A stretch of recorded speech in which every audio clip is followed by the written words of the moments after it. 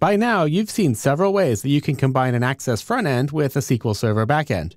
We're going to make a little shift here and talk about one additional resource that's only available if you're running Access 2010 or earlier. I'm currently working in the Kinetico-upsizing database that can be found in your Chapter 6 folder, but as you might notice, I'm in the older version of Access here, Access 2010. If I switch to the Database Tools tab, you'll notice one additional option that's not available in 2013, and it's in the Move Data section. It's this SQL Server button right here. This will run a tool called the Upsizing Wizard. But before we run through this tool, I want to make sure that we've performed some preliminary steps first.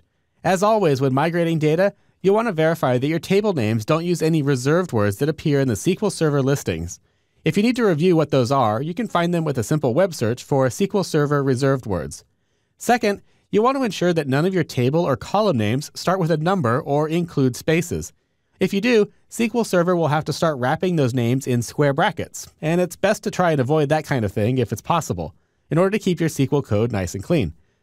All of these tables in this database meet those conditions, so we're good there. The next thing I want to do is ensure that I have a recent backup, since the Upsizing Wizard is going to make changes to my Access files. In order to do that, in Access 2010, we'll come up here to the File tab, and then we'll visit the Save and Publish option down here. In the Save Database As section, I'm going to choose Backup Database and then say Save As.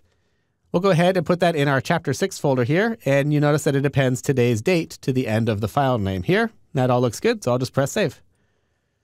Now I've got a backup of my database in case anything goes wrong. With those preliminary steps complete, we're ready to turn our attention to the Upsizing Wizard. We'll pick it up here in the next movie.